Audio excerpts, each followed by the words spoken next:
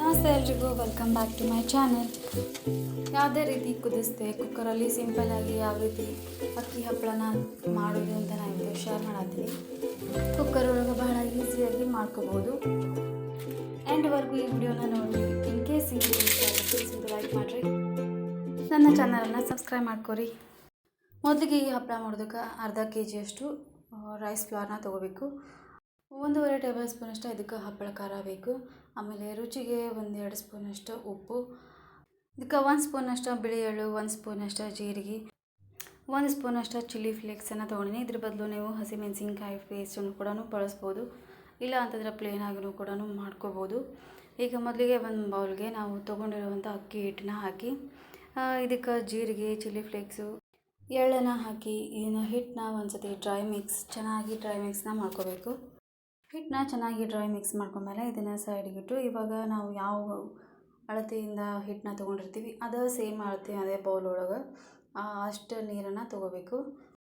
ನೀವು ಅಳತೆಗೆ ಯಾವುದಾದ್ರೂ ಬೌಲ್ ತೊಗೋಬೋದು. ಯಾವ ಬೌಲಿಂದ ತೊಗೊಂಡ್ರು ಅಳತೆ ಮೆಜರ್ಮೆಂಟ್ ಸೇಮ್ ಆಗೇನೆ ಇರಬೇಕು. ಇದಕ್ಕೆ ನಾವು ತೊಗೊಂಡಿರುವಂಥ ಹಪ್ಪಳ ಖಾರನ ಹಾಕೋಬೇಕು. ಇದಕ್ಕೆ 1-2 ಟೀ ಸ್ಪೂನಷ್ಟು ಹಪ್ಪಳ ಖಾರನ ಹಾಕ್ಕೊಂಡಿನಿ. ಅದಾದಮೇಲೆ ಇದಕ್ಕೆ 1-2 ಸ್ಪೂನಷ್ಟು ಉಪ್ಪನ್ನ ಹಾಕಿ ಇದೆರಡು ಕರಗೋ ತನಕ ಚೆನ್ನಾಗಿ ಒಂದ್ಸತಿ ಈ ರೀತಿ ಚೆನ್ನಾಗಿ ಮಿಕ್ಸ್ನ ಮಾಡ್ಕೋಬೇಕು. ಈಗ ಮಿಕ್ಸ್ ಮಾಡ್ಕೊಂಡಿರೋವಂಥ ನೀರನ್ನ ಈ ಹಿಟ್ಟಿಗೆ ಹಾಕಿ ಸ್ವಲ್ಪನ ಹಾಕಿ ಇದನ್ನು ಚೆನ್ನಾಗಿ ಮಿಕ್ಸ್ನ ಮಾಡ್ಕೋಬೇಕು. ಯಾವುದೇ ರೀತಿ ಲಂಪ್ಸ್ ಇರಬಾರ್ದು, ಆ ರೀತಿ ಇದನ್ನು ಸ್ವಲ್ಪನ ನೀರು ಹಾಕಿ ಚೆನ್ನಾಗಿ ಮಿಕ್ಸ್ ಮಾಡ್ಕೋಬೇಕು. ಒಂದೇ ಸತಿ ನೀರು ಹಾಕಿದರೆ ಇದು ಗಂಟಾಗೋ ಚಾನ್ಸಸ್ ಇರ್ತೈತಿ. ಸೊ ಸ್ವಲ್ಪನ ನೀರು ಹಾಕಿ ಇದನ್ನು ಚೆನ್ನಾಗಿ ಮಿಕ್ಸ್ ಮಾಡ್ಕೋಬೇಕು.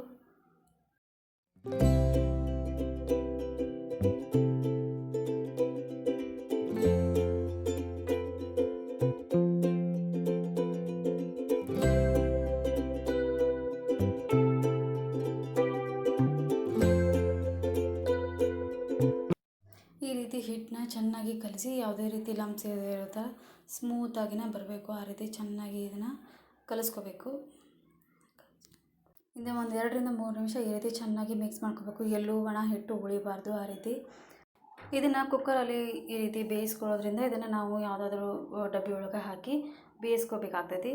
ಇಲ್ಲಿ ನಾನು ತೊಗೊಂಡಿರೋಂಥ ಈ ಡಬ್ಬಿ ಸ್ವಲ್ಪ ದೊಡ್ಡದಾಯಿತು.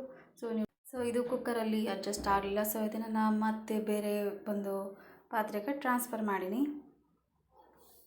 ಮೊದಲು ಕುಕ್ಕರ್ಗೆ ಸ್ವಲ್ಪ ನೀರನ್ನ ಹಾಕಿ ಇವಾಗ ಇದಕ್ಕೆ ಈ ರೀತಿ ಹೋಲಿರುವಂಥ ಒಂದು ಪ್ಲೇಟ್ನ ಇಟ್ಟು ಅದ್ರ ಮ್ಯಾಗ ನೀವು ಪಾತ್ರೆನ ಇಟ್ಟು ಬೇಯಿಸ್ಕೋಬೇಕು. ಇದನ್ನು ಈ ರೀತಿ ಇದು ಅಡ್ಜಸ್ಟ್ ಆಗದೆ ಇರೋ ಕಾರಣ ನಾನು ಇದನ್ನು ಬೇರೆ ಪಾತ್ರೆಗೆ ಟ್ರಾನ್ಸ್ಫರ್ ಮಾಡಿದ್ನಿ. ಅಕಸ್ಮಾತ್ ನಿಮ್ಮ ಕಡೆ ಬೇರೆ ಈ ರೀತಿ ಮುಚ್ಚಳ ಇರೋವಂಥ ಡಬ್ಬಿ ಇತ್ತು ಅಂತಂದ್ರೆ ಅದನ್ನು ಯೂಸ್ ಮಾಡ್ಬೋದು. ಬಟ್ ನಾವು ಇಲ್ಲಿ ಇಲ್ಲ ಇರೋ ಕಾರಣ ಇಲ್ಲಿ ನಾವೊಂದು ಬೇರೆ ಪಾತ್ರೆನ ಯೂಸ್ ಮಾಡೀನಿ. ಇದಕ್ಕೆ ಮೇಲೆ ಪ್ಲೇಟ್ನ ಮುಚ್ಚಿ ನಾವು ಇದನ್ನು ಮೀಡಿಯಮ್ ಫ್ಲೇಮ್ ಒಳಗೆ ಇಟ್ಕೊಂಡು ಬೇಯಿಸ್ಕೋಬೇಕು.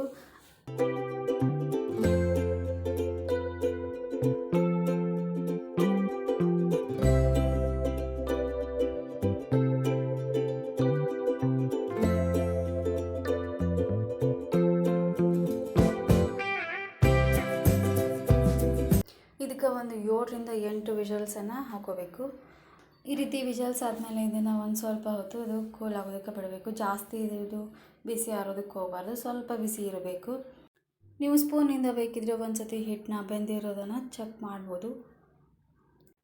ಇದನ್ನು ತೆಗೆದು ಒಂದು ಅರ್ಧದಷ್ಟು ಹಿಟ್ಟನ್ನ ಈ ರೀತಿ ಚೆನ್ನಾಗಿ ಕಟ್ ಮಾಡಿ ತೊಗೋಬೇಕು. ನಿಮ್ಗೆ ಎಷ್ಟು ಬೇಕೋ ಹಿಟ್ಟನ್ನ ತೊಗೊಂಡು ಇದನ್ನು ಮುಚ್ಚಿ ಮತ್ತು ಅದು ಕುಕ್ಕರ್ ಒಳಗೆ ಇಡಬೇಕು. ಇದರಿಂದ ಅದು ಹಿಟ್ಟು ಬಿಸಿ ಉಳಿತೈತಿ. ನೀವು ಮಾಡ್ಕೊಳ್ಳೋವಾಗ ಈಸಿಯಾಗಿ ಅದು ಬ್ಲೆಂಡ್ ಆಗ್ತೈತಿ. ಸೊ ಅದನ್ನು ನಾವು ಅದಕ್ಕೆ ಕುಕ್ಕರ್ ಒಳಗೆ ಇದನ್ನು ಮುಚ್ಚಿಡಬೇಕು.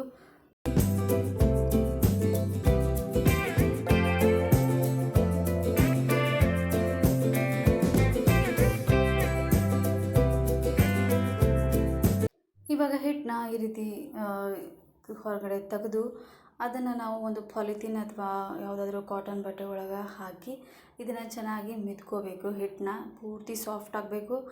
ನಮಗಿದು ಚೆನ್ನಾಗಿ ಉಳ್ಳೆ ಮಾಡೋದಕ್ಕೆ ಬರಬೇಕು. ಆ ರೀತಿ ಇದನ್ನು ಚೆನ್ನಾಗಿ ಮಿದ್ಕೋಬೇಕು. ಒಂದು 5 ನಿಮಿಷ ಆದರೂ ನಾವು ಇದನ್ನು ಚೆನ್ನಾಗಿ ಮಿದ್ಕೋಬೇಕು. ಇದಕ್ಕೆ ನೀವು ಕಾಟನ್ ಬಟ್ಟೆ ಆದರೂ ಯೂಸ್ ಮಾಡ್ಬೋದು. ನಾನು ಇಲ್ಲಿ ಪಾಲಿಥೀನನ್ನು ಬಳಸಿ ಈ ರೀತಿ ಮಾಡ್ಕೊಳತ್ತೀನಿ. ಇದು ಜಾಸ್ತಿ ಬಿಸಿ ಇರೋದ್ರಿಂದ ಇದನ್ನು ನಾವು ಕೈಯಿಂದ ಮಾಡೋದಕ್ಕಾಗೋದಿಲ್ಲ. ಇಲ್ಲ ಅಂತಂದರೆ ನೀವು ಕೈಯಿಂದನೂ ಕೂಡ ಮಾಡ್ಕೋಬೋದು. ಈ ಹಿಟ್ಟನ್ನ ಈ ರೀತಿ ಕುಕ್ಕರಲ್ಲಿ ಮುಚ್ಚಿಡೋದ್ರಿಂದ ಇದು ಬಿಸಿಯಾಗೇ ಇರ್ತೈತಿ. ಮಾಡ್ಕೊಳ್ಳುವಾಗ ನಾವು ಈಸಿಯಾಗಿ ಮಾಡ್ಕೋಬೋದು.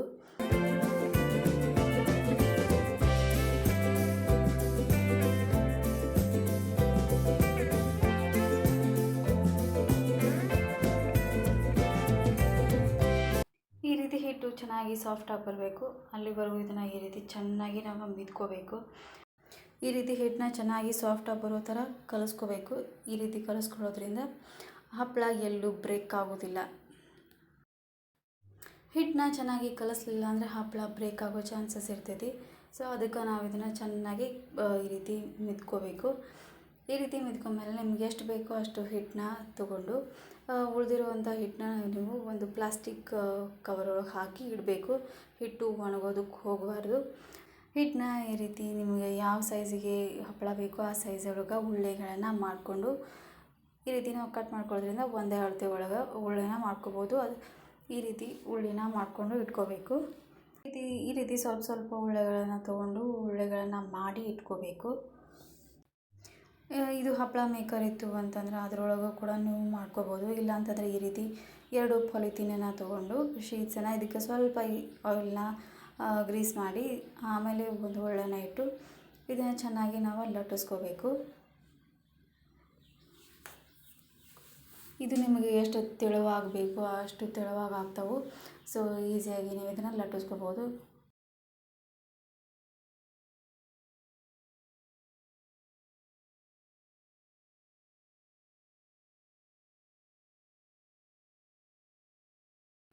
ಇಲ್ಲ ಅಂತಂದರೆ ಇನ್ನೊಂದು ಮೆಥಡ್ ಒಳಗೆ ನಾವು ಉಳ್ಳೆನ ಇಟ್ಟು ಈ ರೀತಿ ಕೈಯಿಂದ ಜೋರಾಗಿ ಪ್ರೆಸ್ ಮಾಡಿದರೆ ಅದಾದಮೇಲೆ ಒಂದು ಬಟ್ಟಲದಿಂದ ಈ ರೀತಿ ಚೆನ್ನಾಗಿ ಪ್ರೆಸ್ ಮಾಡಿ ಈ ರೀತಿ ನಾವು ಅಗಲನ ಮಾಡ್ಕೋಬೇಕು. ಈ ರೀತಿಯೂ ಕೂಡ ನಾವು ಹಪ್ಪಳನ ಮಾಡ್ಕೋಬೋದು.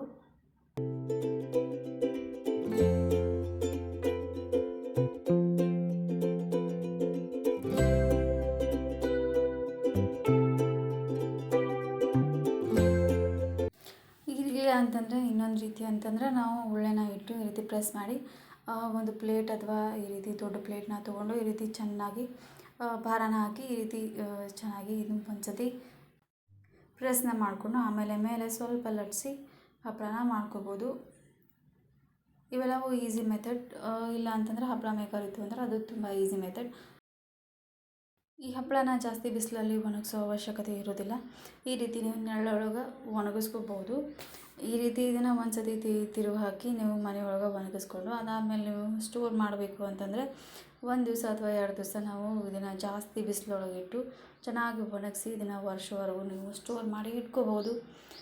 ಈ ಹಪ್ಪಳನ ನೀವು ಎಷ್ಟು ತೆಳುವಾಗಿ ಲಟ್ಟಿಸ್ತೀರಿ ಅಷ್ಟು ಚಲೋ ತಂಗಿ ಹಪ್ಪಳ ಬರ್ತಾವೆ. ಸೊ ಈ ಹಪ್ಪಳ ನೀವು ಯಾವ ಸೈಜಿಗೆ ಮಾಡಿರ್ತೀರಿ ಅದರಿಂದ 3 ಪಟ್ಟಂತೂ ಇದು ದೊಡ್ಡದಾಗಿ ಬರ್ತೈತಿ ಹಪ್ಪಳ. ಸೊ ಭಾಳ ಟೇಸ್ಟಿಯಾಗೂ ಇರ್ತೈತಿ. ನೀವು ಒಂದ್ಸತಿ ಇದನ್ನು ನಿಮ್ಮ ಮನೆಯೊಳಗೆ ಟ್ರೈ ಮಾಡಿರಿ. ಈ ಹಪ್ಪಳನ ಯಾರು ಬೇಕಾದರೂ ಮಾಡ್ಕೋಬೋದು. ಭಾಳ ಈಸಿಯಾಗಿ ಮಾಡ್ಕೋಬೋದು. ಜಾಸ್ತಿ ಟೈಮ್ ಕೂಡ ಬೇಕಾಗೋದಿಲ್ಲ. ಇದನ್ನು ಕುಕ್ಕರ್ ಒಳಗೆ ಬಹಳ ಈಸಿಯಾಗಿ ಮಾಡ್ಕೋಬೋದು. ಹೋಪ್ ಈ ಒಂದು ರೆಸಿಪಿ ವಿಡಿಯೋ ನಿಮಗೆ ಇಷ್ಟ ಆಗೈತಿ ಅಂತ ಅಂದ್ಕೊಳತ್ತೀನಿ. ಇಷ್ಟ ಆಗಿತ್ತು ಅಂದರೆ ಪ್ಲೀಸ್ ಒಂದು ಲೈಕ್ ಮಾಡಿರಿ.